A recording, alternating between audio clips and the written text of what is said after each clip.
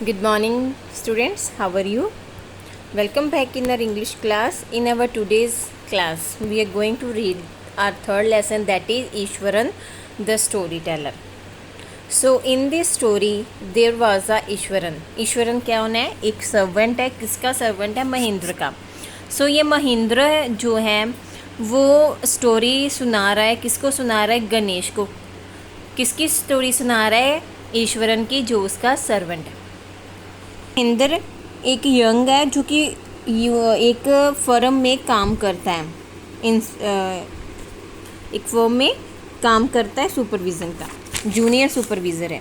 So let's read the story. One night Mahendra woke up. एक रात क्या होता है? महेंद्र उठता है फ्रॉम हिज स्लीप, नींद से. And saw a dark cloudy form. He broke out into a cold sweat. Was it a ghost? उठता है रात को, उसको एक क्लाउडी फॉर्म दिखाई देती है और वो डर जाता और पसीनों पसीनी हो जाता. क्या वो गोस्ट था? ये हम आगे पढ़ेंगे. सो इस स्टोरी में ईश्वरन कौन है? सर्वेंट है, जिसको कि बहुत ज़्यादा स्टोरी सुनाने का शौक़ है, इंटरेस्ट है. वो बहुत सारी बुक्स रीड करता है. और जो महेंद्र है वो बहुत ज़्यादा इम्प्रेस है अपने सर्वेंट से, क्योंकि सर्वेंट बहुत ही सिंपल और ऑनेस्ट पर्सन था. उसकी बहुत ही ज़्यादा सेवा करता था. तो वो अपने सर्वेंट की बातें किसको सुना रहा है? गणेश को. गणेश उसका कलीग समझ लो. सो महेंद्र एक यंग मैन है. His job was to keep an eye on the activity. उसकी जॉब है काम पे निरीक्षण करने की. The story was narrated to Ganesh by a young man. कहते हैं स्टोरी नरेट कर रहा है गणेश को. कौन कर रहा है? Young man. कौन यंग मैन है? Mahendra by name. उसका नेम क्या होता है? महेंद्र, जो स्टोरी सुना रहा है गणेश को. He was a junior supervisor in a firm which offered on hire supervisors at various type of construction sites, factories, bridges, dams and so on.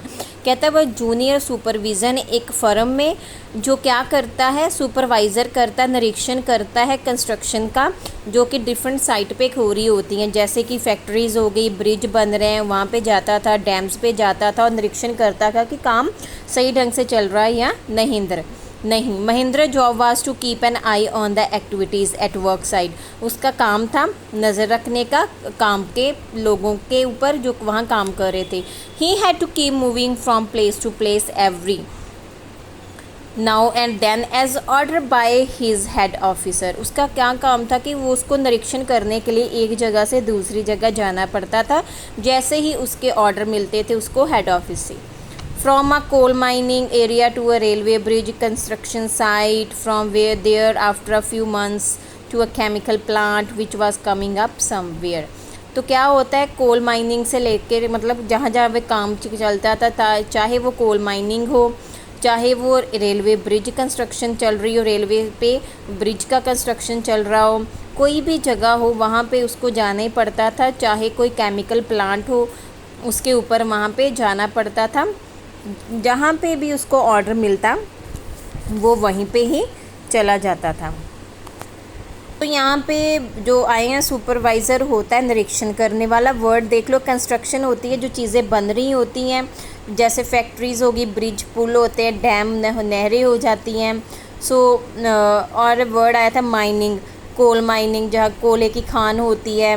Railway bridge construction, railway का पुल का निर्माण चल रहा हो, और केमिकल प्लांट्स हो, जहाँ पे भी काम होता था उसको वहाँ पे जाना पड़ता था. वो एक ऑब्जर्वर का काम करता था, दूसरों पे निगाह रखता था कि काम सही ढंग से चल रहा है या नहीं. ही वॉज अ बैचलर. वो बैचलर था.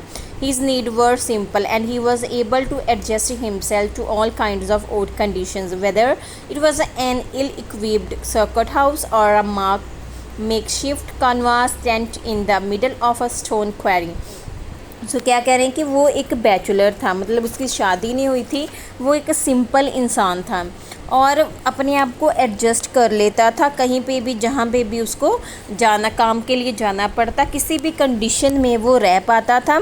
चाहे उसको कहीं पे भी रहना हो, चाहे वो एक इल इक्विप्ड सर्किट हाउस हो, मतलब कि सही ढंग से बना हुआ ना भी बना हुआ एक सर्किट हाउस हो, चाहे कनवास का बना हुआ टेंट हो, middle of a stone query, क्या होती है? खदान, जहाँ पे काम चल रहा हो.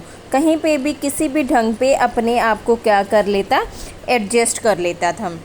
But one asset he had was his cook, कि उसका असेंट क्या था। असेंट का मीनिंग क्या होता है बेटा, असेंट में संपत्ति, संपत्ति उसकी क्या थी, उसका कुक, उसका खाना बनाने वाला कौन था, ईश्वरन जो मेन है। The cook was quite attach to Mahendra and followed him uncomplainingly, कहता बहुत ज़्यादा अटैच था महिंद्रा अपने कुक से, और कुक भी उसका बहुत ध्यान रखता था, और वो जहाँ भी जाता उसके पीछे पीछे उसके साथ चला जाता without any complain.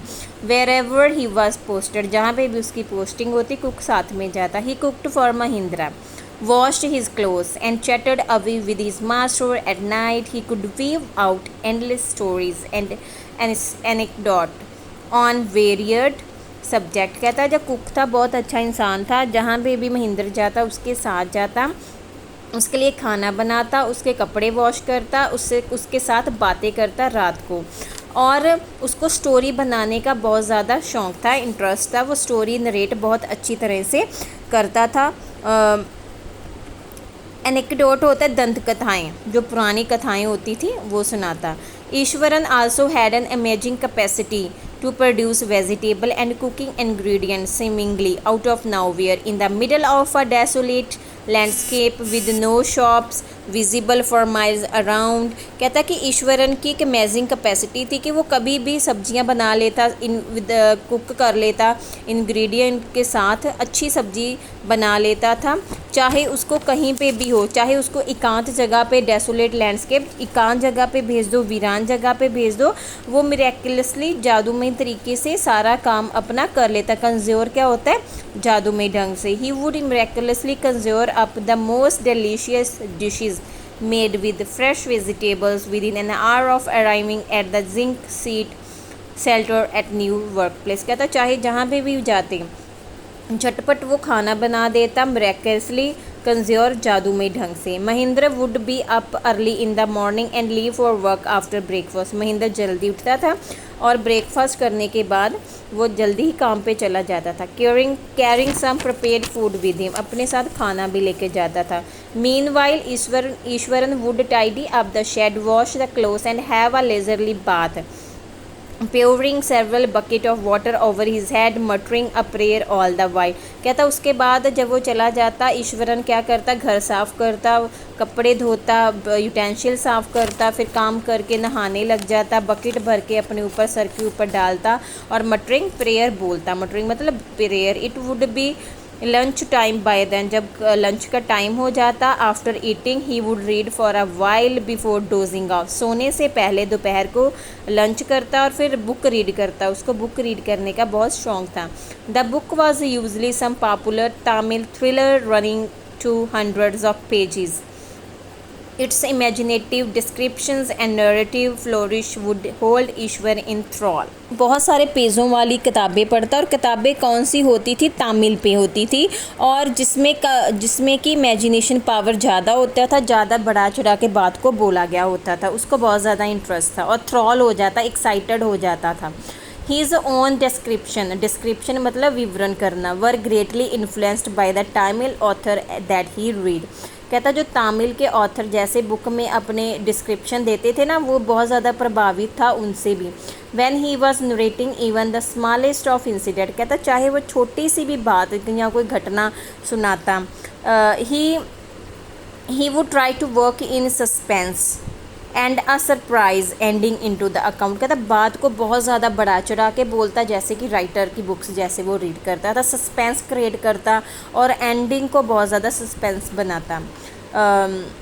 For example कहते एग्ज़ाम्पल के तौर पे, instead of saying that he had come across N uprooted tree on the highway, he would say with eyebrow suitably arched and hands held out in the dramatic gesture।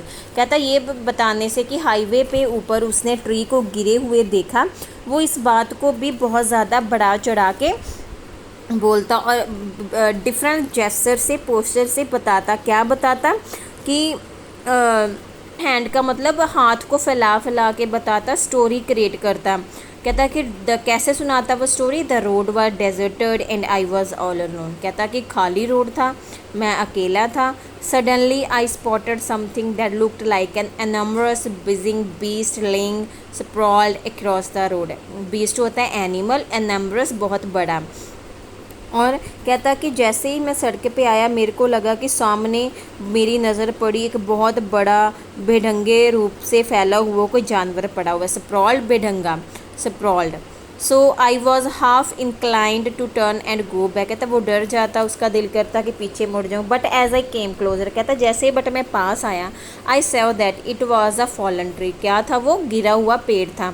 With its dry branches spread out, और फैला क्या हुआ था, उसकी branches, टहनियाँ जो सूखी हुई थी, गिरी पड़ी थी, फैली हुई थी आसपास। Mahendra would stretch himself back in his canvas chair and listen to Iswaran's tales uncritically. Tales क्या होती है? Long stories. कहता है कि फिर महेंद्र क्या करता, चुपचाप अपनी आराम करने वाले चेयर पे बैठ जाता और ईश्वरन की जो स्टोरीज़ होती उनको बड़े ही आराम से सुनता। मतलब कि वो चीज़ों को बहुत ज़्यादा बढ़ा चढ़ा के बोलता था। जैसे गिरा हुआ तो ट्री था ना रोड पे, तो वो कैसे बताता कि कहता कि मैं एक बार गया, रोड खाली था, मैं अकेला था। जैसे ही मैंने आगे गया मैंने देखा कि मुझे लगा कि कोई जानवर अब बहुत ही बेढंगे रूप से फैला हुआ है और वो गिरा पड़ा है। तो मैं कहता डर जाता हूँ, फिर मेरा दिल करता है कि मैं पीछे आ जाऊँ। कहता बट फिर भी मैं थोड़ा सा हौसला करके आगे जाता हूँ। तो क्या गिरा होता है आगे? कोई एनिमल्स नहीं होता, कोई बीस्ट नहीं होता। क्या होता है? एक ट्री होता है जो गिरा पड़ा होता और उसकी शाखाएं सूखी हुई फैली होती हैं। सो ऐसे वो अपनी जो स्टोरी था नरेट करता था और एंजाइटी प्रोड्यूस करता था। जैसे वो ऑथर्स को जैसे पढ़ता था उनकी बुक्स, उसका बहुत ज़्यादा इफ़ेक्ट था। The place I come from is famous for timber. फिर वो स्टोरी आगे बताता और बताता कि कहता जहाँ से मैं आया हूँ ईश्वरन, कहता वो लकड़ी के लिए बहुत फेमस है। टिम्बर इमारती लकड़ी जिसकी चीज़ें बनती। ईश्वरन वुड बिगिन, ऐसे वो स्टोरी बिगिन करता था। There is a richly wooded forest all around, बहुत ही अच्छा जंगल था लकड़ वाला आसपास में।